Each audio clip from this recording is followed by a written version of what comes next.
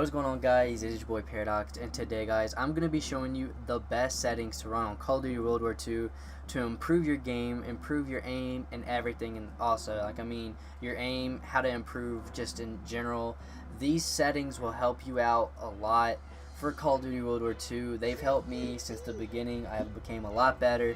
I did go for diamond and stuff, and I almost still have a 3-point KD going for this. Now, a lot of you guys know Boots on Ground's harder to play than Jetpack Cods. If you have between like a 2.5, 3 KD and stuff going for camos and stuff, that is really good. Now, as you see, I have diamond assault rifles and I have diamond submachine guns, as you see in my stream. But I want to show you guys the best settings to run on Call of Duty World War II. Now, first, it's going to go ahead and get into the controls here. Now, it's completely different. I know this is kind of dark, so let me actually brighten that up a little bit. Okay, so that's a little bit better. Now, for button layout, I like to use default. Now, with default, a lot of people ask me also, what are the best controls to use for scuffs and stuff like that? I would recommend the button layout. I would recommend is default using a scuff controller. But if you're not using a scuff controller, I would recommend either tactical or default. Those are really two of the main ones that people use. Don't use stick and move or bumper jumper or whatever. Don't use those. Those are really those will really mess you up, because bumper jumper and stick and move are more for jetpack Call of Duty. And I don't think we're gonna get another jetpack COD for another year or so, or 2 years or so. So I don't really know about that. So stick and move is not going to be really a thing to be using. I would recommend using default or tactical.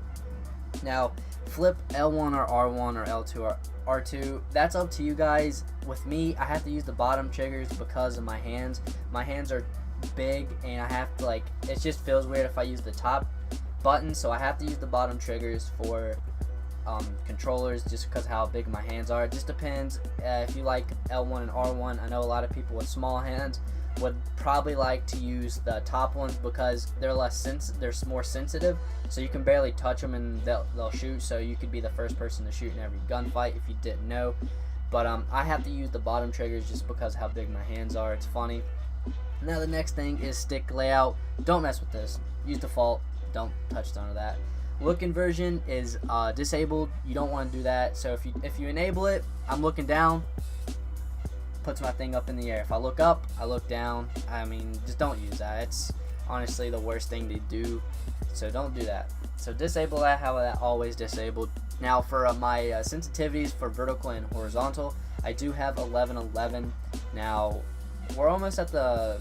I like this just because I found my perfect sensitivity when coming to World War II. This was like the first sensitivity. I like it to be fast but not too slow, so I like 11. 11's a really good sensitivity for me. I don't know about you guys. I actually use this every day, all day, so I don't, I just like 1111. It's really good for me. Controller vibration, I have it on.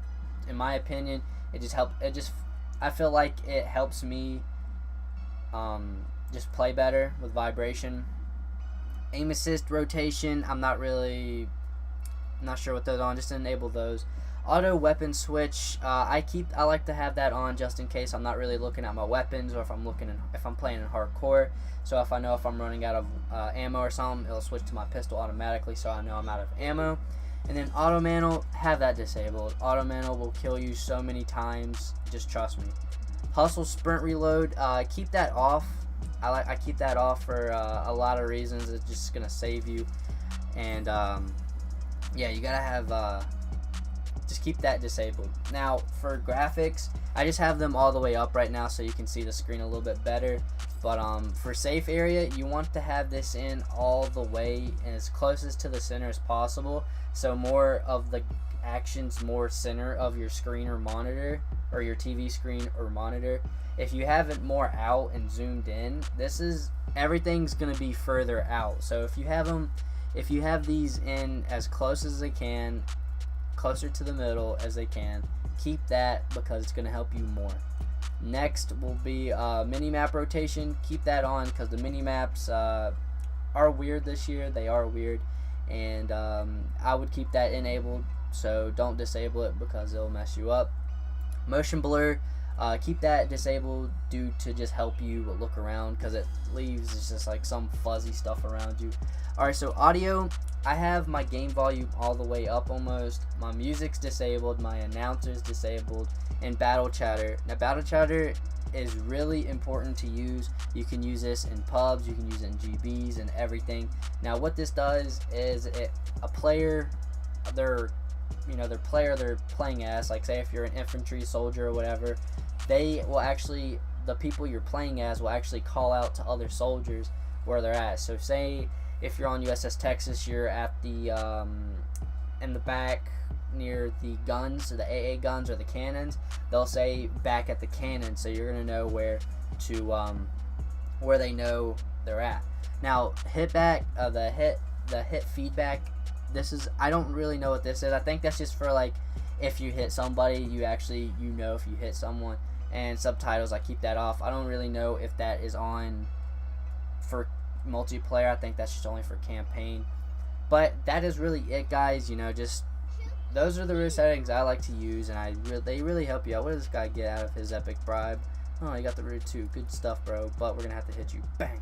Anyways, but guys, thank you for watching today's video. I do want to say thank you guys so much for the support. Guys, we're so close to 8,000 subscribers. It's insane how fast we're growing. Thank you so much, guys. And if you are new, do make sure to hit that like and that sub button. And I'm going to catch you on the next video. Peace out.